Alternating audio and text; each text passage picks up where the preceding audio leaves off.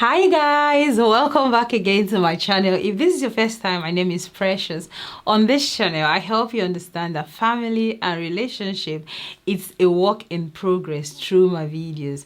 Please consider to press the subscribe button and the notification bell. And to all my returning subscribers, you guys are so good. Thank you so much. I appreciate every one of you.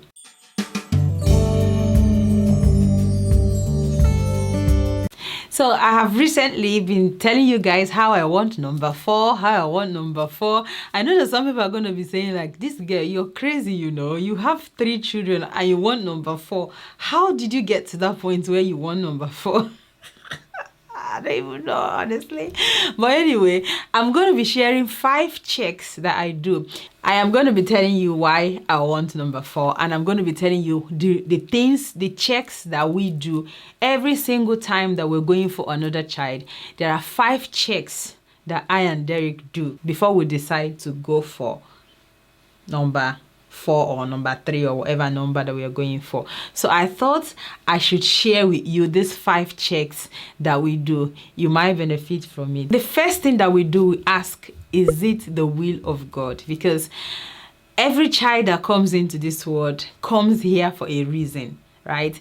I don't believe that any child is an accident. So the first thing we do, we always pray about it. We start praying like way ahead to say, God, we want another addition. If it is your will, please let it come to pass as we start trying. So that's how we do it basically. We start praying, we start asking for God's perfect will. So this is the reason why even when we're not getting like, I've not gotten pregnant like the few times we've tried, we're not really bothered about it, because our prayer is, Father, we want more. Let your will be done. Okay, so because everything we do as a family depends on God's will, depends on how God wants it to be, because we know that if God does not permit us to have number 4, it's not going to happen. But if it's His will, it's going to happen. But when is it going to happen? At His own time. So this is the reason why number 4 is it's just waiting for the right time. It's just waiting for that time that God wants the baby to come. So we always ask God for His perfect will. We always start praying way beforehand for an addition, asking God, this is what we desire. Let His perfect will be done. That's the first check that we do. Another check that we'll actually do is physical check. I think this is more for me. Okay, this is the check that I do, because Derrick will always ask me, are you physically ready to carry the pregnancy? He knows that the pregnancy takes a toll on me. Pregnancy takes a toll on women generally. So this is one thing that I do. So I have to physically ask myself, Precious, are you physically ready in terms of my physical weight? Am I ready in terms of everything physical? Am I actually ready to have another child? So that physical check has to be done by me. Then I will feedback it to Derrick, let him know that I've done my physical check and I feel like I am okay to carry another child. So that's another check that we do. We have to tick it. Is a very important check, because one of the things women do is that women don't really consider their physical check. Women don't really consider that they may not be able to carry a child at that point. For example, if you're someone that just had a baby and you had the baby through cesarean section, you wouldn't want to just get pregnant like straight away. You want to go back to the doctors and let them check if your scars, they've healed properly before you go for another child. Or if you're someone that had maybe episiotomy, or if you're someone that had maybe separated muscle, different things that happen during childbirth, you need to make sure that you've healed completely. So when I mean physical check, that's why if you watch my other videos, I always say that I have to go to the doctor. So the doctor will say, Precious, I think everything is fine. Physically, everything is fine with you. You can go ahead and start trying. So that's that physical check. I have to do it. I have to do a physical check to be able to even start thinking of having another child. Because at the end of the day, it is more who is carrying the baby. It is not anybody. So if I'm not physically ready, Derrick is going to hang on until when I'm physically ready. Then we go ahead and start trying. So another check that we do is the mental check. Okay, so now that we've done the physical check, we have to do the mental check. This mental check as well also has to do with me and Derrick as well, because at the end of the day, by the time the baby comes, you know what is like having a child, right? It's not easy. That first few days is very, very difficult because you're trying to get into your routine. You're not feeling very well yourself. You're not strong enough. You have other kids that you need to look after. Your husband is all over the place trying to sort things out. So mentally, are you in a place that you can have another child? One of the reasons why I personally don't get pregnant like straight away when I have a child is the fact that I try to leave it longer so that I don't remember that labor pain. I don't remember it because I know that every time I'm in labor, it just comes back. I'm like, oh, this pain. I remember this pain. This pain, I remember this pain. So I try to leave it a lot longer so I will just completely forget. Then it will not be like a fresh. Then it's only when I'm in labor I will not start remembering the pain again. So mental check. Where are you? What's your state of mind? Are you okay? Is everything okay with you? Are you depressed? Are you lonely? Are you feeling anxious? Is there anything going on with you? If you're okay physically, you have to be okay mentally. Are you psychologically ready to carry that pregnancy? You don't want to carry that pregnancy and in your mind you're angry throughout the pregnancy because it looks like somebody forced you into getting that pregnancy. So you have to be mentally ready so that when it takes the toll, when it starts taking the toll, especially the first trimester, I don't know for you guys, for me first trimester is a little bit difficult for me. So you have to mentally prepare your mind for that first 3 months of pregnancy and say, okay, I'm ready. My body is ready to take it. So you do the physical check. You also do the mental check. Very, very important. Very, very important. So now that we've done the physical check, we're not going to ask ourselves, are we actually ready as a family to go ahead for another child? It's a question that we both sit down and ask ourselves, because having another child, it's not when I get pregnant, you tell me that, it was you, I didn't want to get pregnant, it was you who said you want another child, though. No.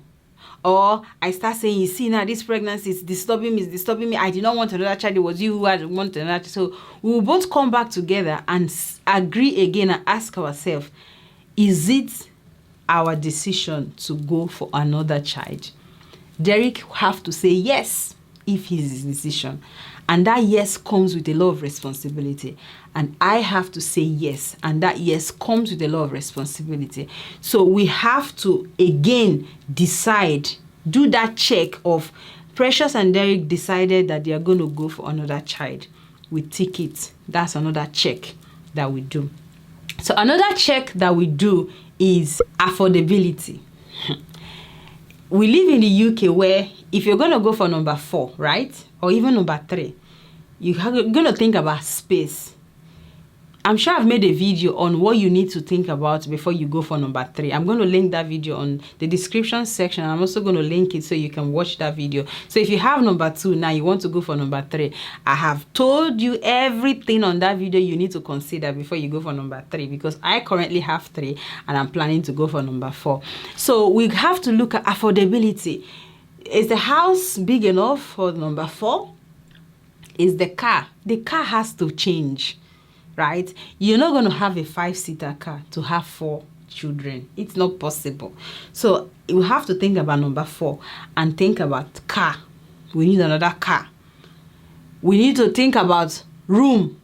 We need to there's a lot more you're going to be thinking about. If, for example, at the moment you're buying 4 cans of milk in a week, you're going to be buying 5 or maybe even 6. You don't know how that baby is going to be drinking milk. So affordability, can you afford it? The income that comes into the house, is it okay to actually look after 5 children or 4 children? Do you actually have the money for child care? If you're going to go part-time, can you afford it? So there are so many things when it comes to affordability, when it comes to having kids. Don't have another child if you've not done affordability check. Because it's your responsibility to bring a child into this world. Don't have another child because you have an uncle who has money that's going to help you. Anyway, I know you're not going to do that. I know you're super, super amazing. But honestly, bringing a child into this world is your responsibility. It's you that is bringing that child. When your baby needs a nappy, you're not going to tell the baby, why did you use 3 nappies at the same time? Yeah, why would you just pull now? I've changed you. You're just talking your own. So one of the things that happen when it comes to having children is the fact that some people prepare for breastfeeding. And you know, breastfeeding is cheap. And by the time the baby comes, the baby say, Mom, I'm not having breast milk. I'm going to have bottle. And it's expensive. And because you didn't prepare for that, that's additional cost. So in as much as you can afford it, also prepare for unplanned expenses or expenditures that comes when it has to do with having children. So that's another check, the number 4 check that you need to always click, always tick before you have another child. So another check that we always do is the support system check. We ask ourselves, how much support have we got? God has been merciful to us that every time we try to have another child, my mom always came, and every time she comes before, you know, God is amazing, you know, because every time, like when I had Chidugam, when I had Phoebe, and when I had Mark, I was just worried. I was like, where am I going to drop my kids when I go into labor? I kept thinking about it. Even if I knew my mom was coming, I always felt like, oh God, what if I go into labor before she comes? And you know that for all the time she's been here, she always came in like few days before I went into labor. Honestly, God has been so merciful in that aspect that my mother was always here like few days before I went into labor. So she was at home with the kids when I and Derrick went into hospital. So I always think about that support system, because imagine now there are the 3 of them. Whose house am I going to drop 3 kids? Just who's going to accept 3 children at the same time?